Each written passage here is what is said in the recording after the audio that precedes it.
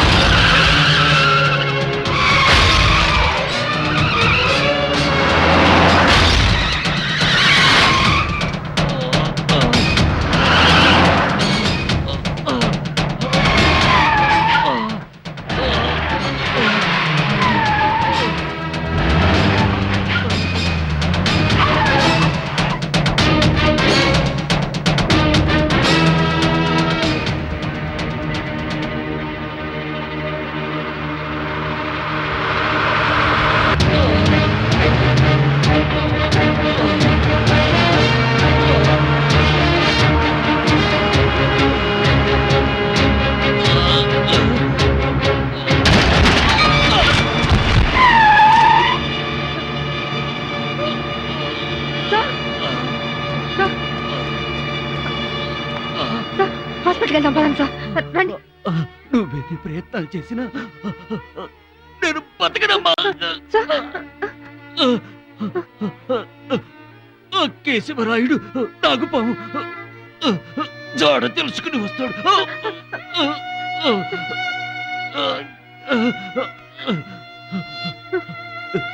నా మూలంగా నువ్వు చచ్చిపోతావమ్మా. నువ్వు చనిపోతే నా పిల్లల్ని కాపాడేవాళ్ళు ఉండరు. నువ్వు బతికి నా బిడ్డల్ని నీ బిడ్డలుగా చూసుకోమ్మా. నా గురించి మీరు ఆలోచించకండి. మీ ప్రాణాలు కాపాడమే నా కర్తవ్యం. పదండి సార్, ప్లీజ్ రండి. ఆ దుర్మార్గుడు వచ్చేస్తాడు. సార్, వాడి చేతిలో నేను చనిపోయానని చరిత్ర చెప్పుకోకూడదమ్మా. నన్ను తగలబెట్టేయమ్మా. సార్, వెళదాం రండి సార్. వద్దమ్మా, నా మాట వినమ్మా. నా బిడ్డల్ని అనాథల్ని చెయ్యకు.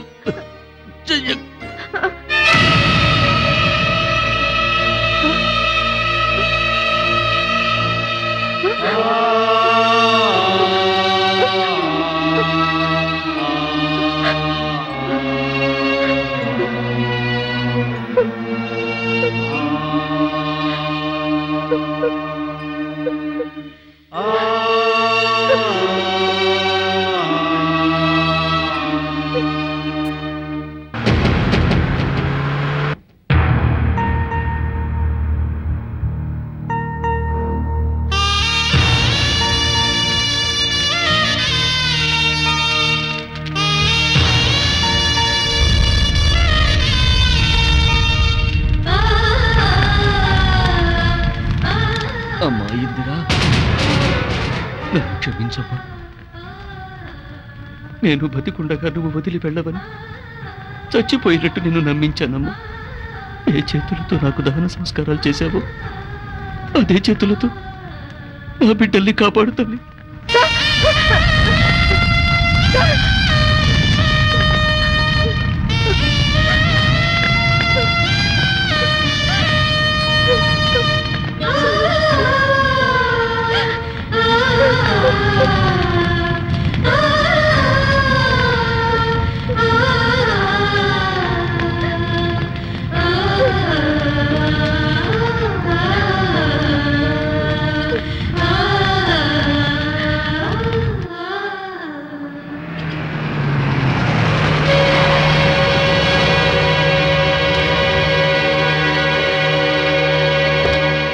కమాన్ Kesavarayudu, you are under arrest.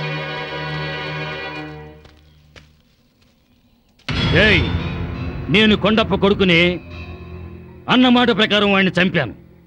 Jail నుండి బయటకు వచ్చాక ఆడి బిడ్డల్ని చంపుతా. ఎక్కడ నా బిడ్డలు నేల కూలారో ఆ గడ్డ మీదే చంపుతా. అది నీ కళ్ళ ముందే చంపుతా. అది నా తమ్ముణ్ణి నా కొడుకులిద్దరిని చంపింది. దానికి లేదా శిక్ష? ఇడియట్! ఎవరిని కాపాడడానికి నేను నియమించబడ్డానో ఆయన ప్రాణాలు కాపాడడం కోసం ఎంతమందినైనా చంపొచ్చు. I have licence to kill. Did you understand? నిజానికి వాడితో నా డ్యూటీ పూర్తయిపోయింది. కానీ ఆయన్ని కాపాడలేకపోయినందుకు జీవితాంతం జీతం లేని పని మనిషిలాగా ఆయన ముగ్గురు పిల్లల్ని పెంచి పెద్ద చేసి ప్రయోజకులు చేస్తాను. వాళ్ళ జోలికి వచ్చావో లైసెన్స్ లేకపోయినా చంపేస్తాను.